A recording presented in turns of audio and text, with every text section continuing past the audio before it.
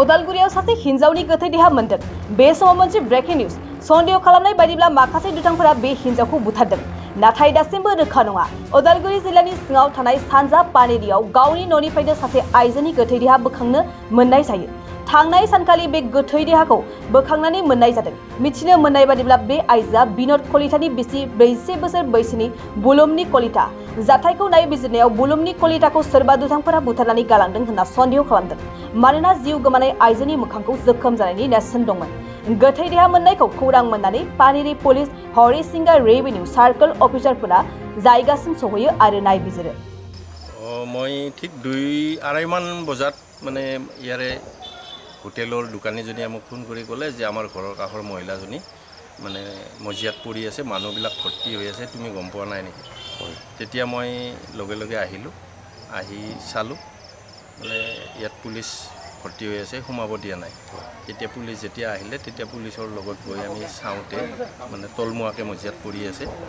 তাৰপিছত তেখেতসকলে ডক্টৰ আনিলে, 108ৰ মানুহ আহিল, আহি পেলাই 108এ মৃত বুলি ঘোষণা কৰিছে। তাৰপিছত ডক্টৰ আহিল, ডক্টৰৰ মৃত বুলি ঘোষণা কৰিছে। এইখিনিয়ে গম পাইছোঁ। নামটো তেওঁৰ বুলুমণি কলিতা, স্বামী লেট বিনোদ কলিতা, গাঁও 3 নম্বৰ পানেৰী। বয়স কিমান হ'ব? বয়স 40 বছৰ 41 বছৰ ইমান হ'ব অনুমানিক। এনে কি সন্দেহ কৰে? নাই, এইটোতো মই একো গম নাপাওঁ সন্দেহ কৰা। ল'ৰা ছোৱালী আছে নেকি? ল'ৰা 2টা আছিলে, এটা ঢুকাইছে আজি 4 বছৰমান আগতে। হয়, এটা আছিলে, এতিয়া ক'ত আছে ল'ৰাটো এইটো এই বিষয়েও মই নাজানো। ঘৰত কোন কোন থাকে আৰু এনে? এওঁলোকৰ পৰিয়াল মাক আৰু ল'ৰাটোৱে, আৰু কোনো নাই। ইয়াতে ঘৰত কোন কোন থাকে? ইয়াতে মাক আৰু ল'ৰাটোৱে থাকে। মাক তাত বাহিৰে আৰু বেলেগ পৰিয়াল নাই তেওঁলোকৰ। মাকজনী অকলে আছিলে? আৰু মাকজনী নাজানো অকলে আছিল নে ল'ৰাটো আছিলে, এইবিলাকতো গম নাপাওঁ।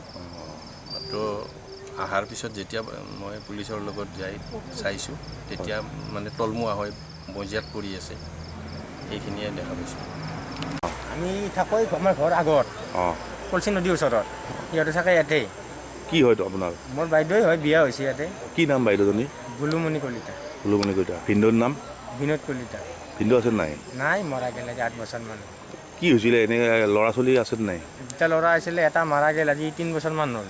অঁ, আৰু এটা আছে, ক'ত থাকে পাত্তাই নাই তাৰমানে। এতিয়া আমি কি বুলি আমি নাজানো। এতিয়া আমি এতিয়া শুনিছোঁ 4টামান বজাত ঘৰত বাইদেউ মাৰা যাব পাৰি, সেইকাৰণে পটকে আহিছোঁ চাবা। আৰু কিমানমান টাইমত গম পাইছে আপোনালোকে?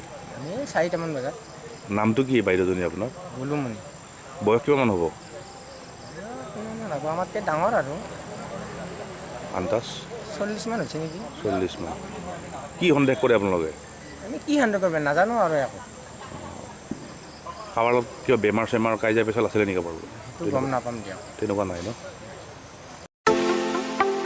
फोरोंगिरि मावनो गोसो जानाय बिजाथिफोरनि थाखाय गोजोनथाव खौरां। बाक्सा जिल्लानि सालबारियाव थानाय गुड शेफार्ड नेशनेल स्कुलाव गोबां फोरोंगिरिनि गोनांथि जादों। बे फरायसालियाव गाहाय फोरोंगिरिजों लोगोसे आखान्थि फोरोंगिरि आरो साबा आयदा फोरोंगिरिफोरनि गोनांथि जादों।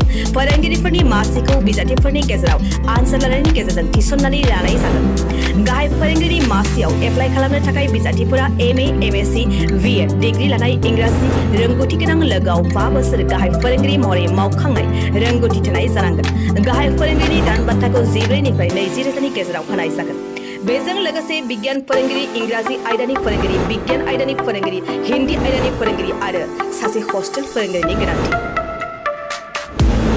बेफोर आयदा फोरोंगिरिनि थाखाय गोसो गुदुं बिजाथिफोरा एप्लाइ खालामनोब्ला बिगियान फोरोंगिरिनि थाखाय बिजाथिया MSc आरो BEd डिग्री लानाय जाथारनांगोन। बिनि दान बान्थाखौ 10निफ्राय 15,000नि गेजेराव होनाय जागोन। इंराजि आयदानि फोरोंगिरिनि थाखाय बिजाथिया इंराजि आयदायाव MA खालामनाय आरो BEd डिग्री लानाय जाथारनांगोन। बिनि दान बान्थाखौ 10निफ्राय 15,000नि गेजेराव होनाय जागोन। बिगियान आयदानि फोरोंगिरिनि थाखाय बिजाथिया BSc लोगोआव BEd DLED डिग्री जाथारनांगोन। बिनि दान बान्थाखौ 9निफ्राय 14,000नि गेजेराव होनाय जागोन। हिन्दी आयदानि फोरोंगिरिनि थाखाय बिजाथिया हिन्दी आयदायाव MA खालामनाय लोगोआव BEd DLED डिग्री गोनां जाथारनांगोन। बिनि दान बान्थाखौ 9निफ्राय 14,000नि गेजेराव होनाय जागोन।